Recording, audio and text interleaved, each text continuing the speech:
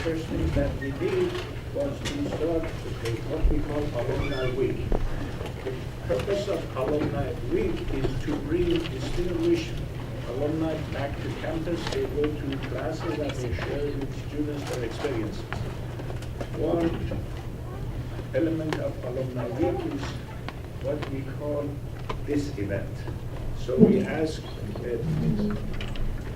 well-known, highly distinguished alumni, Ron, to come here and share with you his experience.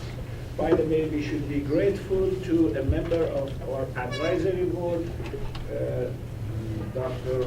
Armanda Ash, who has sponsored today's luncheon. Before I give the floor to our distinguished guest speaker, first of all, I'm going to introduce some faculty, and then I'm going to give you a short bio of Ron. Here on this, first row we have my good friend, Dr. Sri Rakavan. Sri Rakavan is the one who started the first graduate program in this institution. The first graduate program in this institution was MBA. And he, with the help of some of his friends, started that program. It was 1989. I was born only a few years ago. I already said that later on you should join.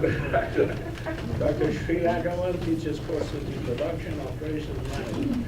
Next to Dr. Sri Rakavan is Dr. Patty Castelli. Dr. Patty Castelli teaches courses in leadership. And this year, Dr.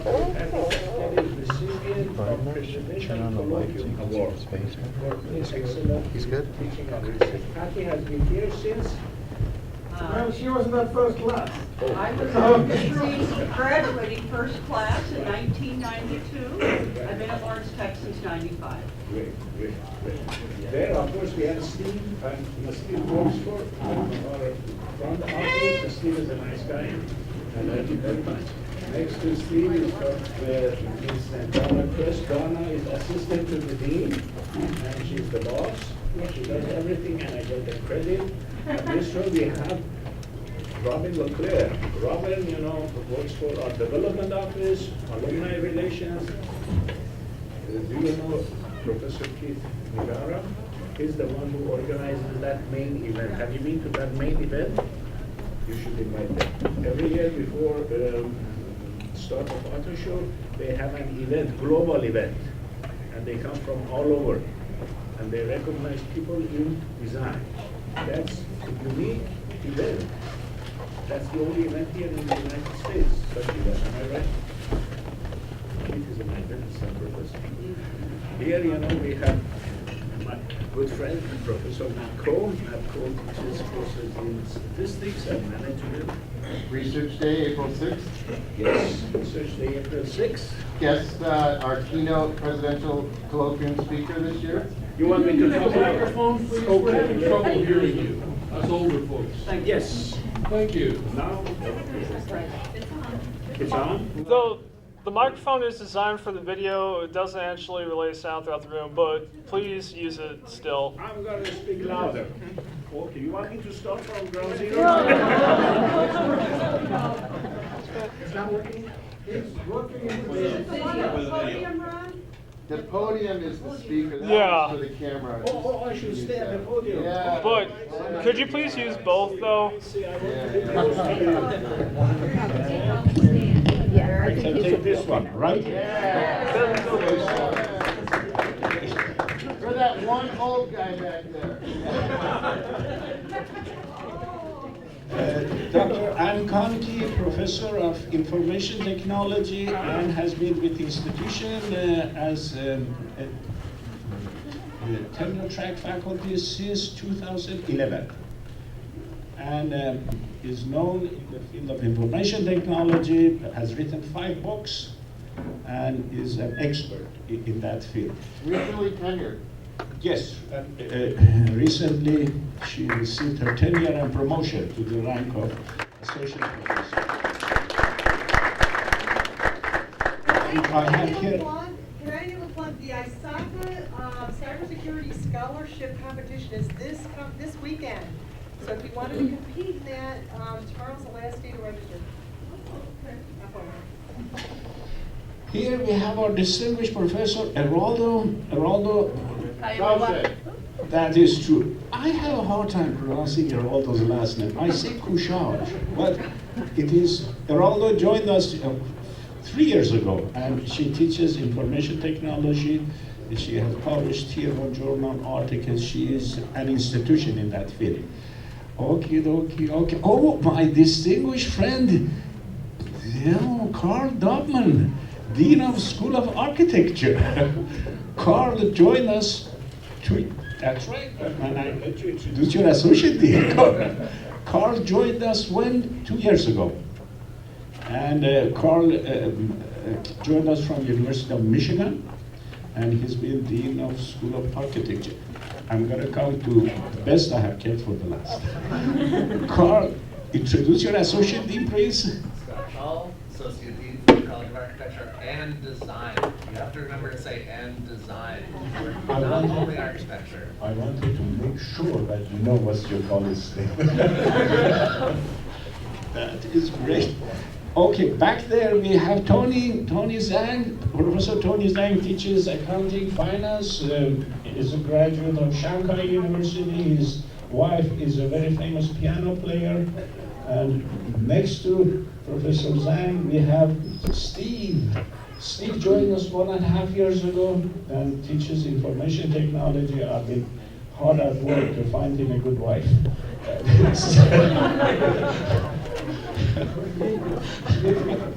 No, I'm on record, Steve. Next is Steve, Professor Ling. Professor Ling teaches, accounting, and her PhD advisor called me and said that she is probably the best student she has had in accounting. We hired her a couple of years ago, has published numerous articles, Tier 1 journal articles. We have here, of course, my good friend, Professor Swati. Hello, everyone. It's interesting to know we offered her a position while she was delivering her baby. I mean, I called and it was the husband who answered, and he said, my wife is delivering a baby. Stephanie is also our office staff, a magnificent lady, and she's the one who's in charge of inducting you into Beta Gamma Sigma. Next to Stephanie is Marisa. Marisa is pregnant, and I know she's going to have a boy. And next to Marisa is Mina Gina. Mina Gina, of course, is director of graduate programs and undergraduate program. Now I've kept I should say the best for last. We have, my good friend. Can you please stand up and introduce yourself? I'm just making sure all my students are here. Jackie Stavros, and it's great to see some of you from last semester here too. Jackie Stavros is the leader in the field of management called SOAR, and Jackie was the first recipient of Presidential Colloquium Award. It was in 2013. So Jackie is the one who has brought her classes here, right? And some of you have to go, so I'm gonna now just introduce our speaker, and then I'm gonna sit down and listen. Okay. If I really want to introduce him, it may take me a couple of hours, but I'll give you a brief introduction to Mr. Ronald Muccioli. Did I pronounce it correctly? No. Muccioli. I wanted to make sure. Muccioli. Ron Muccioli is Executive Director of Business Development at Roche Industries and a Senior Advisor and Adjunct Professor for Lawrence Technological University's Department of Transportation Design. Ron has a wealth of international experience in the automotive industry. He began his career with Ford Motor Company as an engineer, where he worked on the first energy-absorbing bumper system, for which he has a co-patent. After receiving his MBA, he was promoted to product planning, where he had various vehicle line productions, including manager of product development in Brazil. Back in the United States, he was involved in various sports car and motorsports functions, including business manager of the Ford Formula One team. Ron was also chief engineer for Mustang. He then moved to Fiat as executive director in Italy and the US for 7 years until 2002. And at that same time was managing director for International Automotive Consultants, working with the CEO president of several automotive suppliers on management organizations, business development and marketing. While at Fiat, Ron sold complete body shops to Ford Brazil, Russia, Turkey, GM of China. Ron joined Roche in 2003 and is responsible for the global Ford account and all of Roche business in China. Ron received his Bachelor of Science in Industrial Management from Lawrence Technological University. At that time, it was a part of College of Management. And his Master of Business Administration with minor in Finance and Marketing from University of Detroit. Ron is a member of the past president of the Alumni Board of LTU. Ron, welcome you to our Alumni Week. Thank you. Thank you, Doctor. Well, they gave me 3 things to hold on to, the clicker here, another microphone, and this microphone, so we'll see if we get some of them to work. I probably don't have to talk too much about the first slide. Let's see if we can get it up, since it was already introduced. So basically, this is the same areas that, that we just heard, so I won't talk too much more about myself. So today we're going to talk about business and culture in different countries of the world, with a special emphasis on China. And I know there's some Chinese Americans here, so I hope I got it right. And I've had the fortunate opportunity to work around the world in each of these countries for multiple years. So I've mixed some academia into real life experiences. So we'll start with cultural awareness.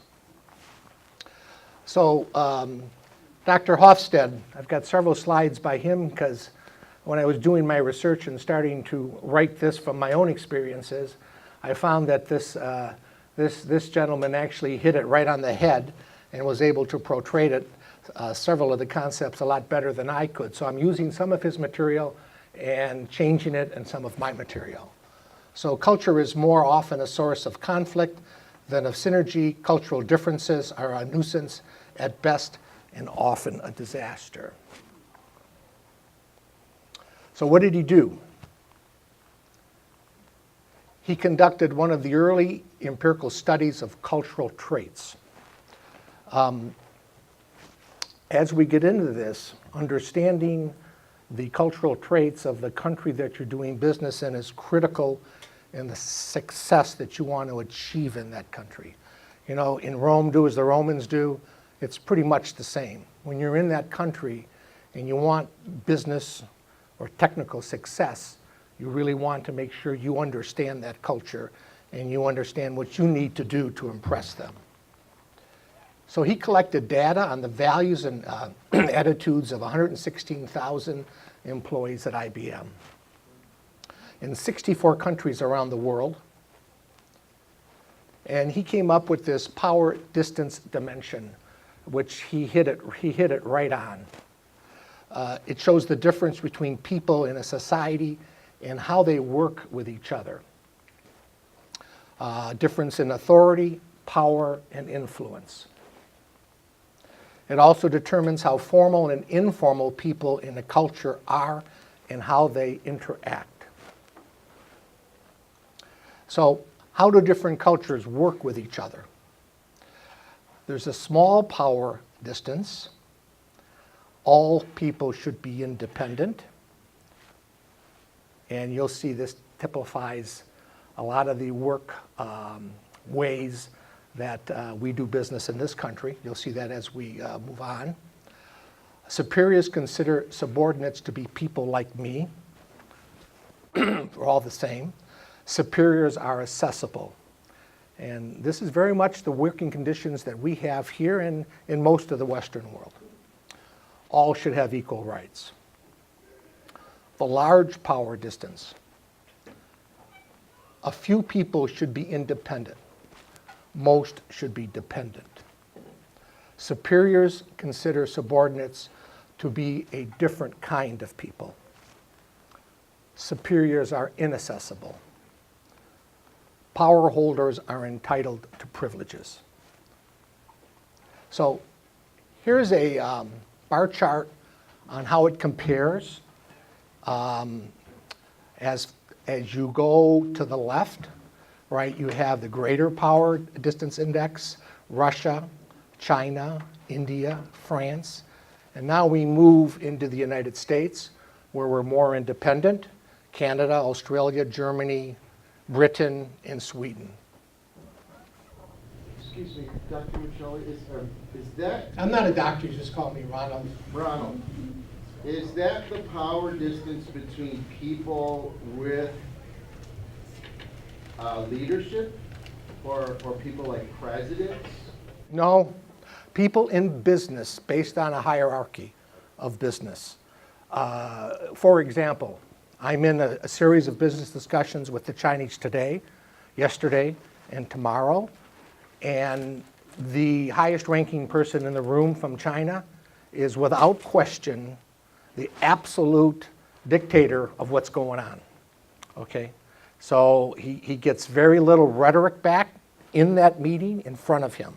Afterwards, yes, but not while he's present. Yes, sir. I don't know if you know this, but or like if you would know the reasoning, but what does Sweden do right that the U.S. doesn't do? I really don't have that specific data on Sweden. They're just categorized in this area. I know there's a lot of people looking at Scandinavia and Sweden and what they're doing right and what maybe we're doing wrong, but that's not part of this. Yeah, and it's not really about Sweden's right and Russia's wrong. It's just the culture of different countries. The culture. And understanding. So that goes right into the individualism, collectivism dimension. And what is the definition? Individualism. People are interested in their own achievement. They make decisions for themselves. Value is placed on I. Collectivism. People are group-oriented and are interested in group achievement. They prefer to make decisions involving others.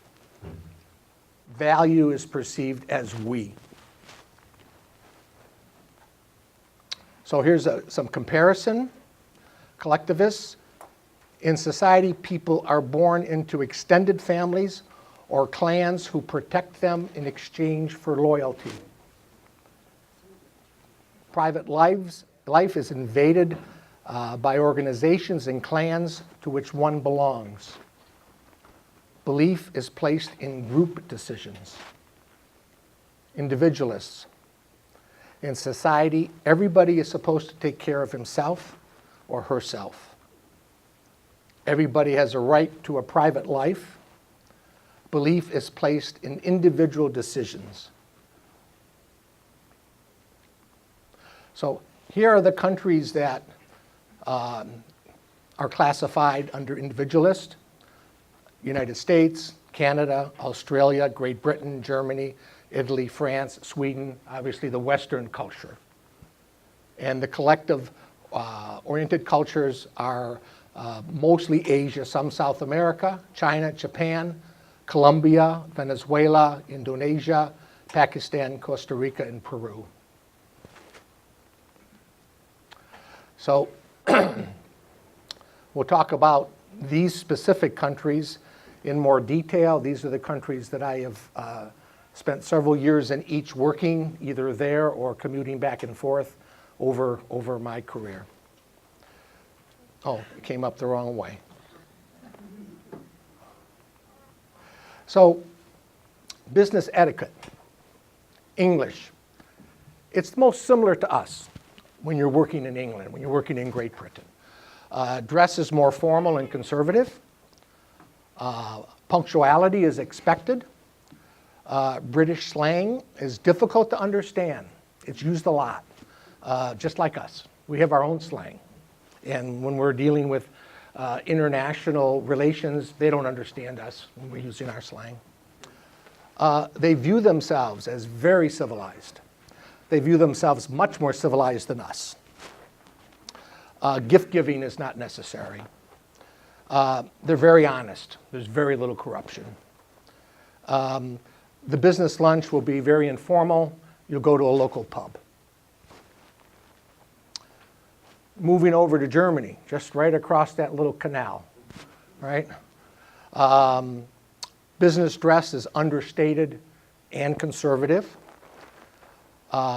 Gifts are not required or expected. Most all business is conducted in English. Women are recommended to refrain from wearing heavy makeup and ostentatious jewelry. Titles are used until you get to know the person. Hierarchy is respected and acknowledged. Time promptness in Germany is mandatory, and meetings will have a formal agenda and time allotments. The most structured of the European countries is Germany. Handshakes at introduction and conclusion of meetings are customary. Otherwise, they're really not the touchy-feely type.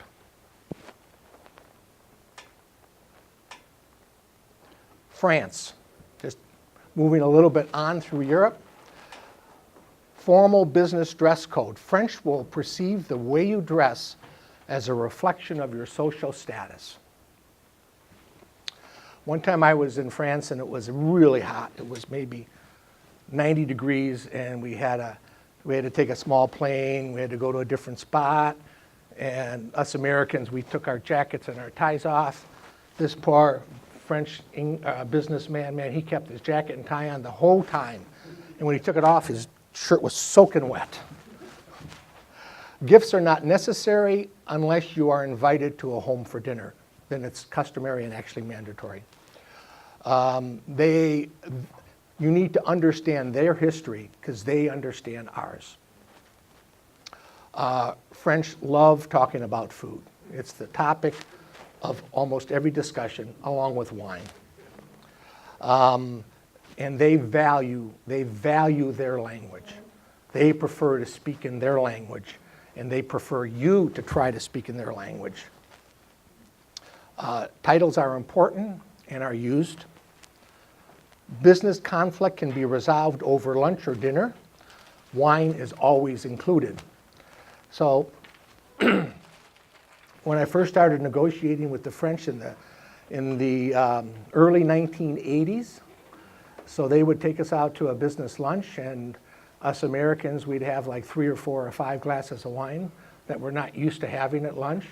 And then after lunch, that's when they wanted to talk the real business. That's when they wanted to talk how much this contract is going to cost. Handshakes are common, but when you get to know someone, kissing on the cheeks is a sign of closeness. This is a little foreign to us. It's not foreign to me. Once I get to know someone, kissing them on the cheeks, male or female, is a very endeared thing that is nice to do. Yes. Italian business etiquette. Moving closer to my area here. Formal jackets and tie, not as important, but kind of normal in the North. They're into the latest style trends. There is no question that they'll be wearing the latest style trends. And Italy's kind of like here. The North is more industrial, more formal. The South is more casual, less industrial. Gifts are more common. And some companies just load you up with gifts. They're not as nationalistic as the French, and they understand that English is the business language and they will use English. There's no issue with communication. Titles are used. When I first started working for Fiat, they gave me my business card, and it said Engineer Muccioli. And I thought, wow, this is really interesting. So everybody's business card really had some form of a title next to that, a title of respect. Time promptness is not as critical, which causes the problem. And the business lunch or dinner is very, very critical in your business negotiations. Handshakes and kissing on the cheek is, once you get to know the person, is very, very normal. Brazil. So I spent 5 years in this country of Brazil. Three-piece suits carry an executive connotation, whereas two-piece suits are associated with the office workers. Conservative attire for women in business is very important. Also, make sure your nails are manicured. They are very fanatic about this little fact. The colors of the Brazilian flag are yellow and green, and don't wear them. Touching arms and elbows and backs are very common. They're touchy-feely people.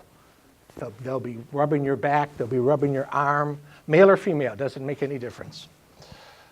To evoke good luck, place your thumb between your index finger and your middle finger while making a fist. This is good luck. It's called a figa. This is good luck in Brazil. There's also something for bad, but I'm not going to show you that one. Most regions have a casualness about them, both time and work. Probably the most lax of any of the countries that I've ever worked in. Time is not important at all. Sao Paulo is not as bad as the others. They're the business. Rio de Janeiro is pretty bad. American coffee is a mere shadow of Brazilian coffee. Expect to be served little small cups and lots of them, and it's very sweet. And you're after about 6 or 7, you're kind of like a little antsy. First names are used. It's informal. So this is an interesting term, jeito, which is it's short for gentinho.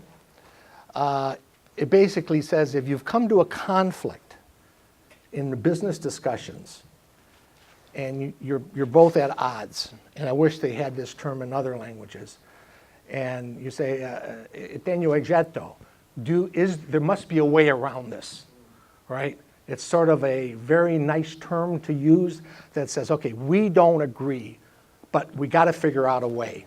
And usually that breaks the ice. Yeah, compromise, but this is a softer word that means more than compromise. Personal relationships are one of the most important elements. They are keys to success. It is the individual person with whom Brazilians do business and not the company. This is critical.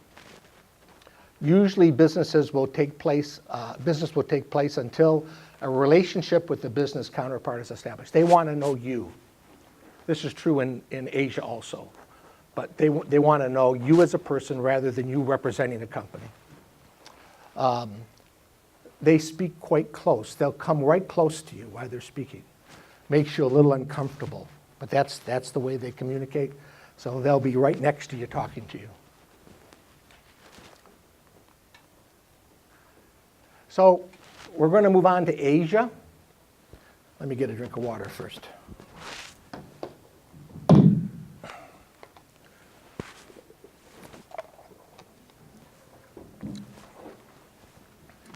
So I started going to China in 1990. And this hit it right on the head here, this long-term orientation. The values are taken straight from the teachings of Confucius. A number of Chinese social scientists were consulted to create a list of 10 basic values for Chinese people. To Westerners, some of these questions were difficult to relate to as they were dealing with topics such as honoring ancestors and obedience, respect for tradition, preservations of face, respect for and financial support of parents. So the Asians that are in this room, if I got this wrong, please comment. But some of the business people that I work with, their parents really take care of their children. Their parents retire, and they're either in one of the two homes, and they basically raise the children. And the Asians have when they say face, it's embarrassment. If you embarrass them, which is they've lost face, is a huge issue. Country examples. Long-term orientation are China, Hong Kong, Taiwan, Japan, South Korea, North Korea also, Thailand, Singapore, and Bangladesh.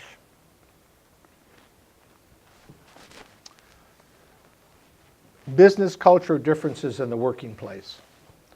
So this is China. All right, so let me see if we can get this thing working here.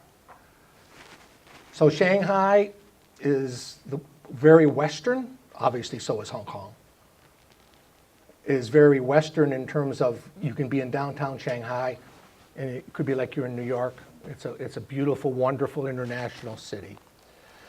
As you move up, Beijing has tendencies of the same, but we're getting to be quite more Chinese. And moving up, it's becoming more and more Chinese in terms of their culture and their atmosphere, the way their attitude, the way they act. As you move across China, it's also the same. The more you are to the East Coast, the more you are maybe to a Western way of life, particularly Shanghai. But as you move into some of the other provinces, it's becoming more and more traditional Chinese. Here's a city not too many people know about, Chongqing. I've been there several times. How many people in this room, besides the Asians, have heard of Chongqing? Okay, it's the largest city in the world, 40 million plus.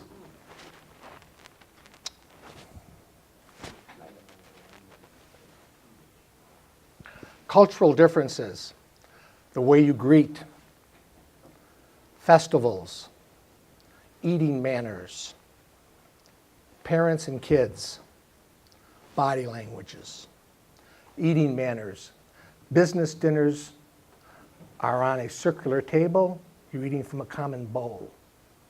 You're taking your chopsticks, you're going into the common bowl, you're taking the food, you're putting it on your plate, it rotates around, there's another common bowl. All the dishes are done family style, and everybody digs in to those dishes and puts it in your little plate in front of you. It's, and some of the cuisine is difficult for us Westerners. Greeting ways, very formal. Business card goes out like this. You hand it to them with both hands, they accept it with both hands. Business cards are important in the exchange at the beginning of business meetings with people that you're being introduced to. We talked about parents and kids. Numbers. China. There's 4 important social groups: relatives, schoolmates, personal friends, and the indirect relationship from the 3. Importance of connection. They know this from day one. When I'm dealing with someone, they'll say, oh, my friend from university 27 years ago knows this other person, I'm going to give them a call. So they maintain that relationship, that connection through life. And they have no qualms on calling people that they knew 20 years ago to ask them for a business favor or to ask them some information. In the United States, we stress on individualism for personal achievement. Some areas, feeling, reduce confrontation. Again, in the meeting, the highest ranking person there is the decision maker. There's no conflict, whether he's right or wrong. Courtesy, saving face, do not say no easily. They won't say no. Even yesterday, there was a lot of issues associated with this business discussion, this technical discussion. They would not say no, right? They just nodded their head in understanding the issue.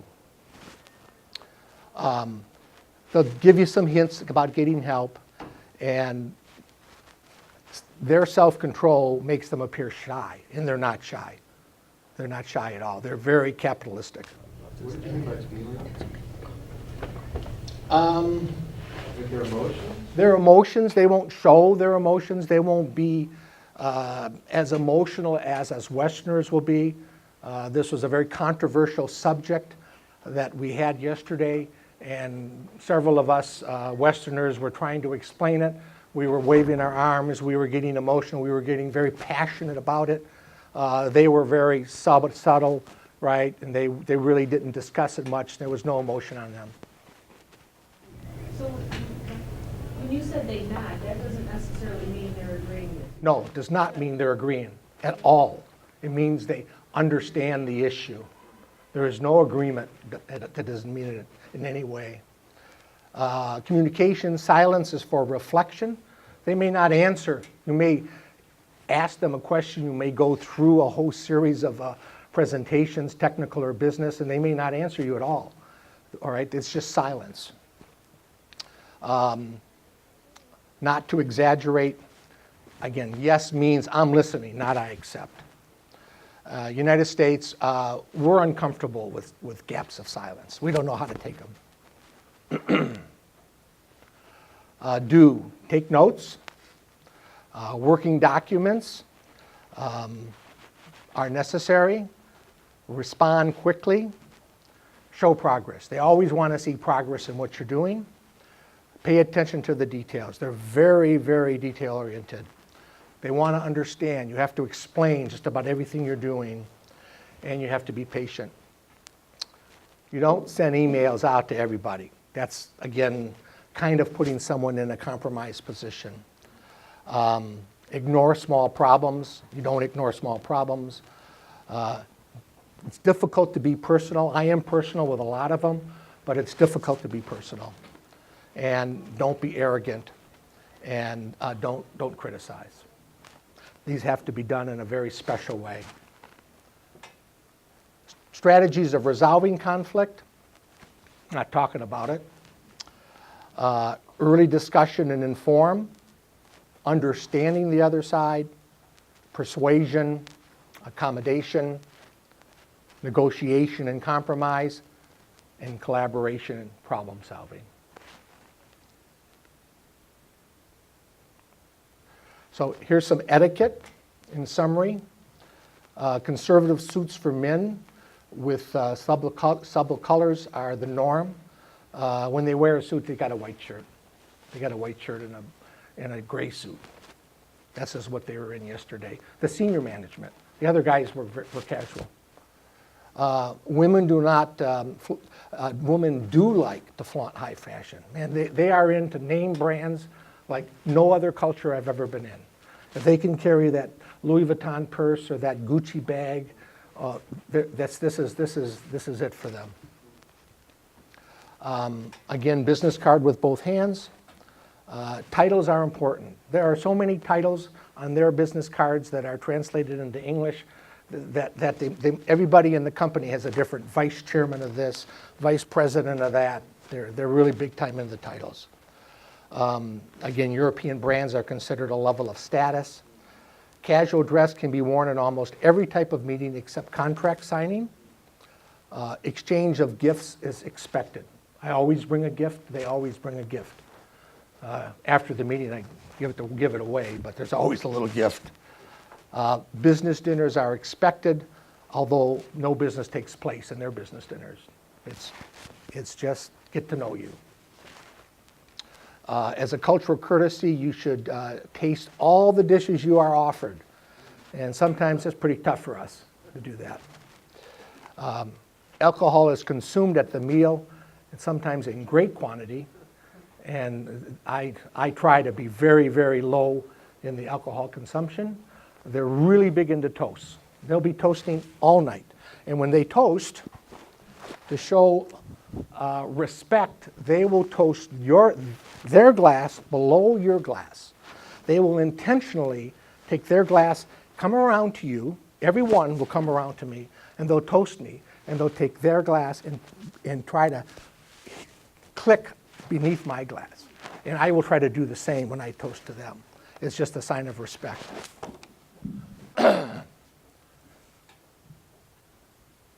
Tasting is very common, glass clicking, and decision making is extremely slow. Okay, that's it. Couple questions here. The tasting all the dishes. Tasting all the dishes? Tasting all the dishes, you said it's expected. Yes. How do they respond to a vegetarian saying I can't? You say you're a vegetarian. Is that okay? Yeah, this is a good one, because I've said I'm a vegetarian and I'm not. This is a good one. You can be used, or I'm allergic to this food. That's another good one. Or I can't drink alcohol because I'm allergic to alcohol. These are, you only can use it once though, because if they catch you somewhere else, they know you're.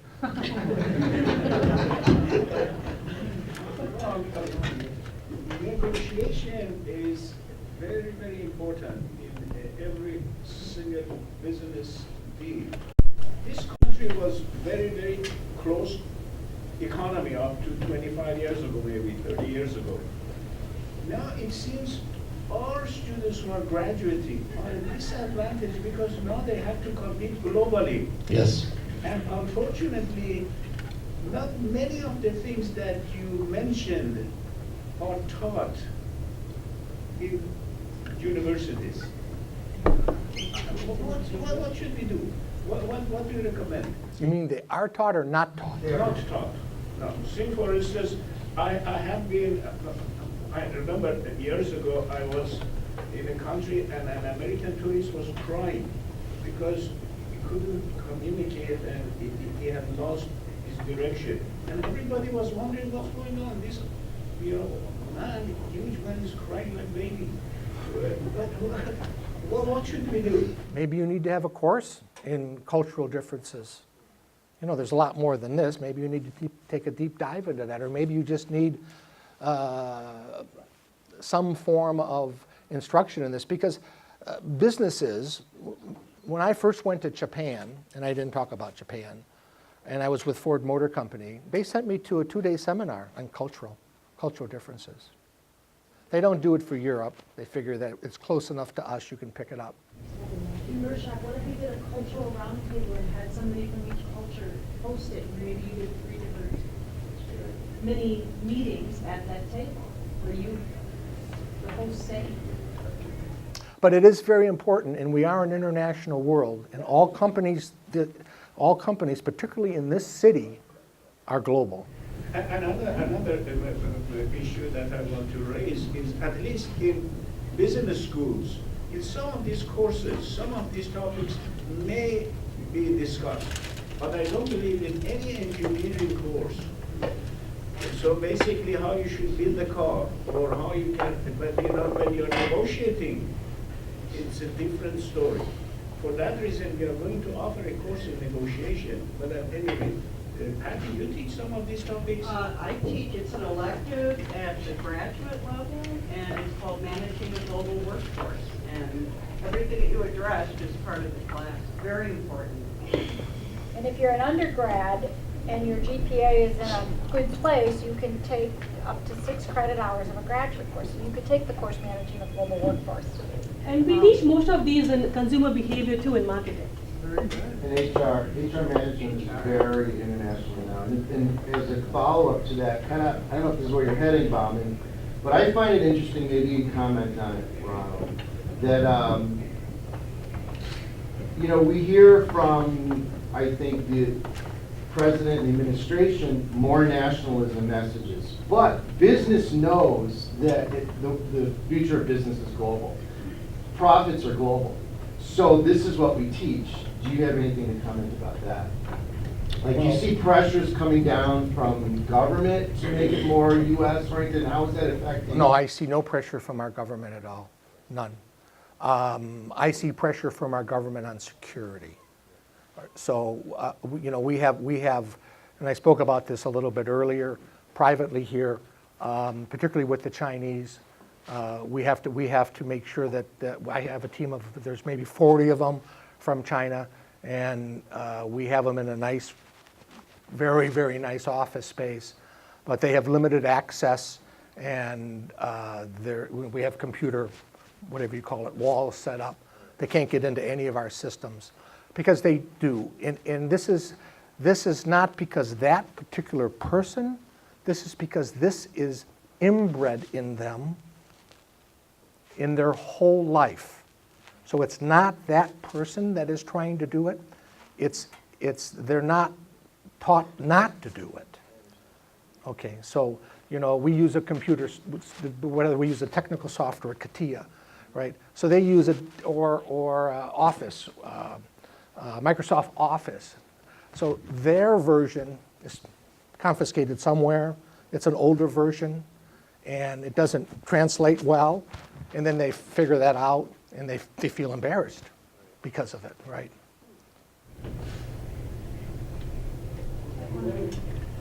One country you did not mention is India. That's because I know nothing about India. Well, because India has become also a global power. Yes. So I've never had the fortune of going to India or working in India, so I know nothing about India. You should go there one time.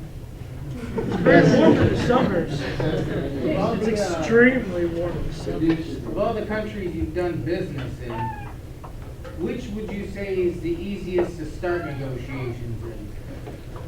Well, I have to say the warmest are the Italians. I think the Italians are the Brazilians. Yeah. It all depends how much they want you, right? Right. What talent or what you have to offer. That makes a big deal, right? Ron, I think you mentioned that in Brazil, it's the relationship between you, not necessarily the company. You develop that relationship. Yes. How do companies overcome when somebody moves out of that position and somebody else is moving in? Learning cycle. Start over again. They have to start over again. Yeah. Okay. There's no transfer of relationship. Just a question. Several students had to leave. They had 12:30 classes, but one of my students asked if his presentation could be made available. Sure. Because you have lots of really good details for them. And this is a combination, as you see, of some stuff I found that hit it, that was done by Hofstede, and then I modified it and put my own spin on a lot of it. Karen, you mentioned that one of the places that you sold, I think it was for Fiat, was Russia, and Russia was only mentioned in the first kind of slide as being very authoritarian. Is there anything you can tell us about your negotiating on that Russian? There wasn't anything that was unusual about that. It was Ford Motor Company, Russia, all right, and I was with Fiat, and we were selling them a part of an assembly plant. So there was really nothing unusual about that particular discussion. But I will tell you a short story about Russia. I went to Russia on a sort of a vacation off the Black Sea in the mid-1980s, and we got off in a little famous city that we remember from a war called Yalta. And you got off the boat and went over there, and I went to get a little pop from the pop machine, and the little pop machine was standing in line, and you put your little coin in, and up popped the little glass, right? And you drank your little drink, and then there was this little washer next to it. So when you were done, you had to wash the glass and put it back, right? And for the next person. And I thought, wow, this is the country that we've been frightened of, right? That their technology is so much more advanced than ours. Now, this was in the mid-'80s, so.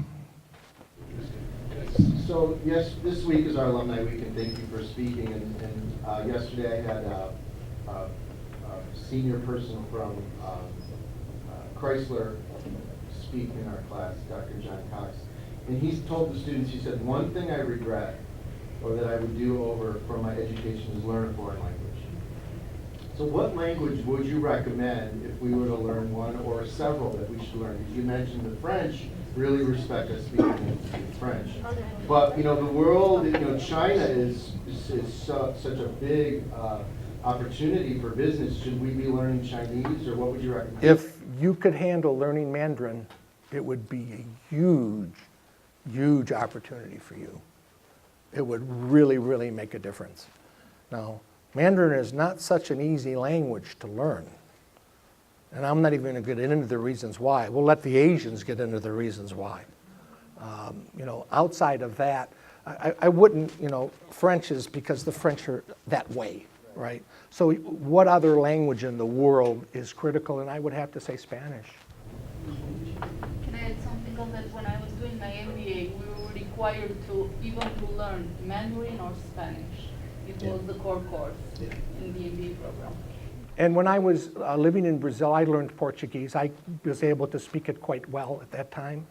You know, and if you learn one Latin language, you're pretty much okay in 3 or 4, at least to communicate. Japanese and Chinese close enough? No, no. About as close as German and English. Actually, in China, there's 3 or 4 dialects that are really far apart, right? There's Mandarin, which is the national language. There's Shanghainese, there's Cantonese. I mean, there's probably a couple others I don't even know the names of. They're very far apart. I can have my personal observation regarding the people from Western countries learning Mandarin. I can't hear you, I'm sorry. Oh, I can tell from my personal observations because I traveled 1 or 2 times between States and China per year, yes. In recent years, more and more people from Western countries starting to speak Mandarin, I mean Chinese, very frequently. And it really surprised me. That is quite different with 15 or 20 years ago. And the thing is that one big difference between China and States today, most of the families, from middle-class families in China, some of my colleagues, previous colleagues, and some of my friends, they spend tens of money for their kids on learning English. For instance, like I have a very close friend, his daughter is only, I think, 5 years old, still in the kindergarten or daycare, and he spent maybe 15% of his annual income on learning English. When I started to learn English, I started from my middle school, I think about 12 years old, and today most of the middle family class in the urban area, especially in the east coast of China, Shanghai, Beijing area, they start to learn, put their kids to learning English from 4 or 5 or 6. And the thing is that when I learn English, maybe we don't have the foreign teacher, and we only have domestic teachers. And it's a very big class size. It's about like 670 kids with 1 teacher, no or English. I start to speak English from the last year of my high school. Maybe it's 17, something like that. And today, because the family become richer and richer, so they hire just private teachers to teach English. I mean, our English. So for instance, because of the technology, we thanks for the internet. So we have some private agencies. They set up a private line. So the teachers stay in the home in the States or in Britain, and to talk, it's like personal dialogue to the kids. I think sometimes they charge, for instance, like $30 an hour or $50 an hour. So if you can speak fluent English, you have some Well, we're very fortunate because English is the international business language. The other thing that is big difference. These days, with I'm not English is not my first language. I have a strong accent, so I meet all kinds of stories that domestic people, I mean from States, blame me that I have a strong accent of speaking English. And in China, if you are foreigner, you can speak Chinese. I can say 80% or 90% of people don't blame you for have a strong accent, and they will feel amazing. You can speak Chinese. That is different.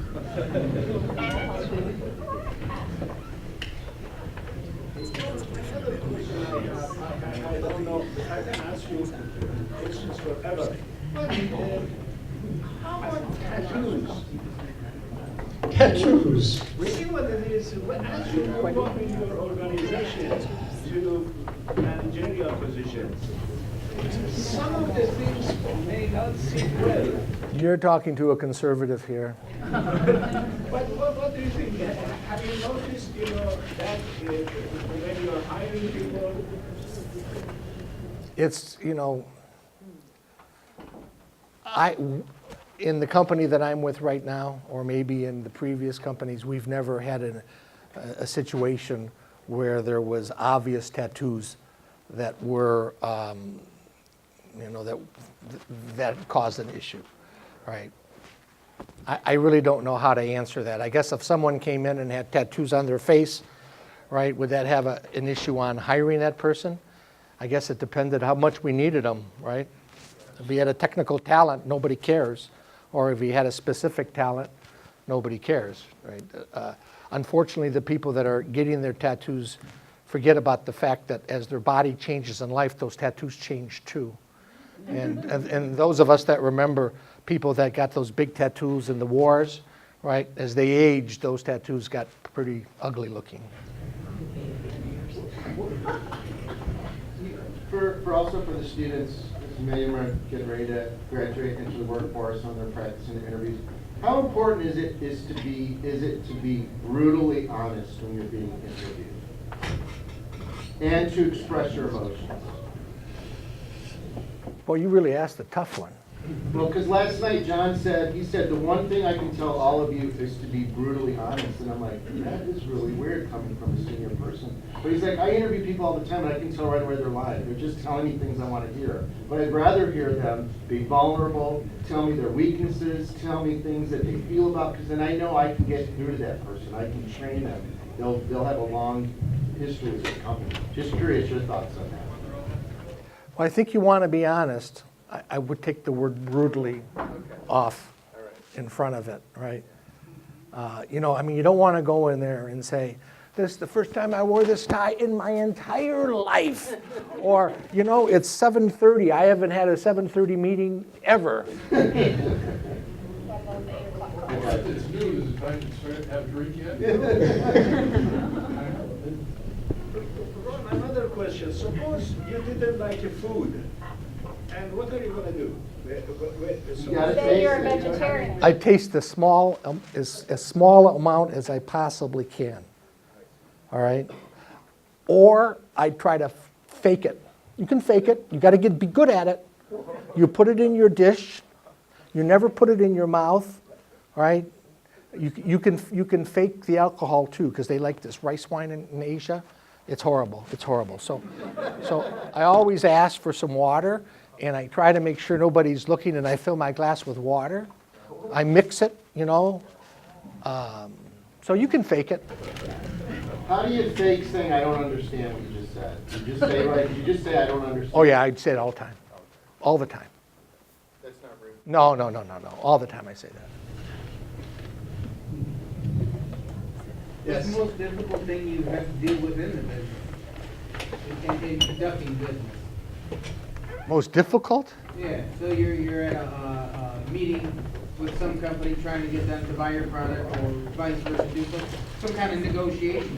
What are some of the biggest difficulties you ran into? Bribery. Bribery.